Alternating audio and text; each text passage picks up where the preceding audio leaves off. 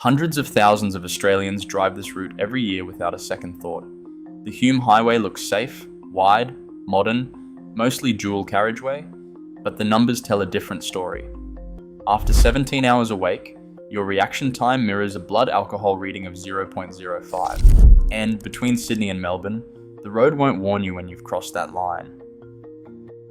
This corridor began as the Great Southern Road, a rough bush track tracing the 1820s expedition of explorers Hume and Hovell. Officially gazetted in 1928, the entire route was completely sealed by 1940.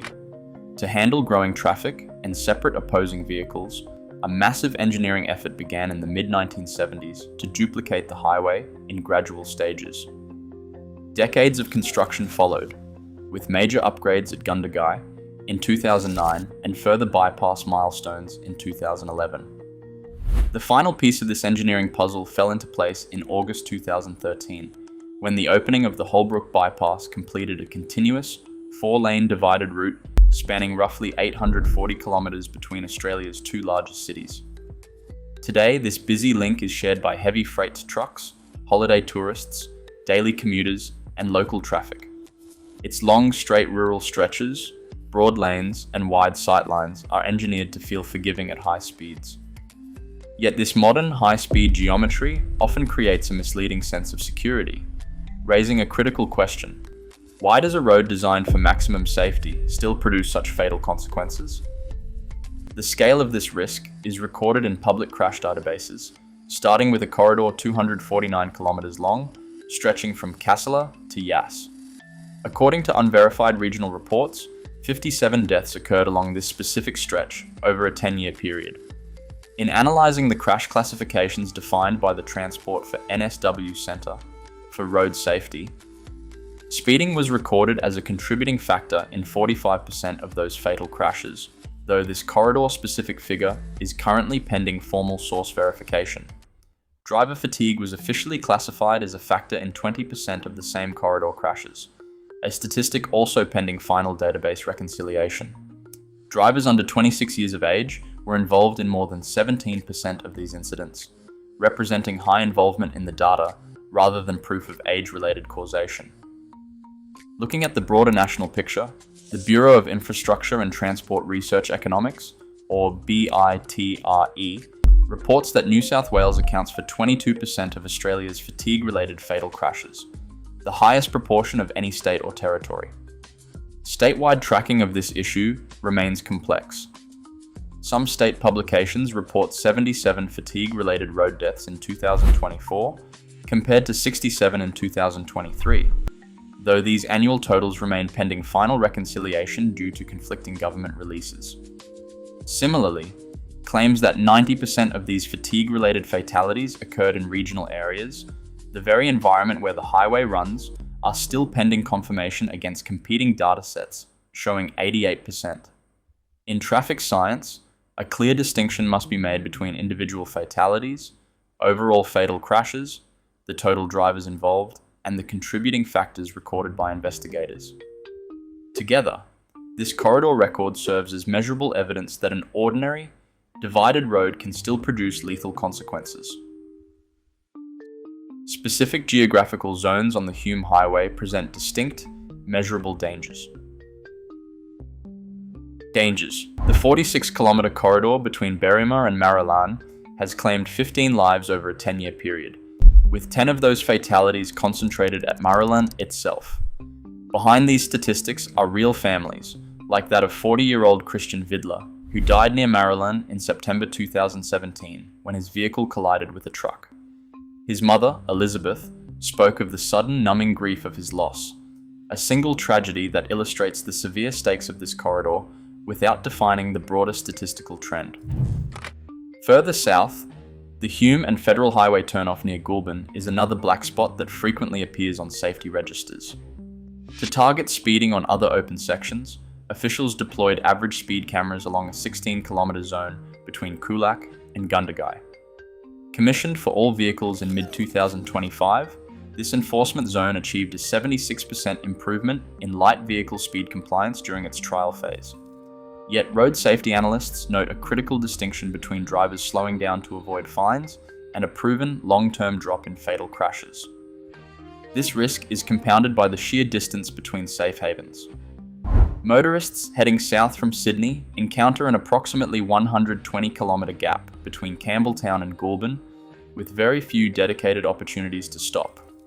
When fatigue begins to take hold along this empty stretch, the absence of immediate rest areas creates a dangerous psychological trap. Drivers feel immense pressure to keep going, choosing to push through the exhaustion rather than pull over in the dark. How does a driver go from feeling slightly tired to losing control? Sleep science reveals that subjective drowsiness is a poor indicator of actual physical decline. A person can feel relatively alert even as their reaction times actively deteriorate. Peer-reviewed research from the National Institute of Occupational Safety and Health, alongside Transport for NSW safety guidelines, demonstrates that staying awake for 17 hours degrades driving performance to a level equivalent to a blood alcohol concentration of 0.05. This is a performance comparison of raw cognitive function and motor skills, meaning an exhausted, sober driver struggles to steer, track lanes, and perceive hazards just as much as someone at the legal limit for alcohol. Once on the open highway, this biological impairment collides with physical design. Long, flat, and monotonous stretches of asphalt require very little active input, causing a driver's vigilance to drift downward without their knowledge. In this low-stimulus environment, a tired brain microsleeps. When an obstacle appears, the chain reaction is unforgiving, applying equally to every road user, whether operating a family sedan or a multi-ton freight rig. At rural speeds of 110 km per hour, a vehicle travels over 30 meters every single second. Fatigue slows the initial perception of danger, and high speed dramatically increases the physical distance required to bring the vehicle to a stop. On unlit sections of the highway, hazard detection is highly dependent on headlights and alertness, as high beams only illuminate about 100 meters ahead. This leaves a fatigued driver with less than 3 seconds to recognize an obstacle, decide on an action, and execute a response. When a crash occurs, the consequences are severe. Transport for NSW data indicates that fatigue-related crashes are almost 3 times as likely to be fatal as other collisions, primarily because a sleeping driver never applies the brakes. Because these incidents occur far from major medical centers, emergency responders must travel greater distances, extending response times and turning survivable injuries into fatalities. It is a continuous logical chain where biology, physics, and geography align to produce lethal results. Rural stretches of the Hume Highway cut directly through active wildlife corridors. At dawn, dusk, and throughout the night, native animals, principally kangaroos, frequently move toward the roadside for forage.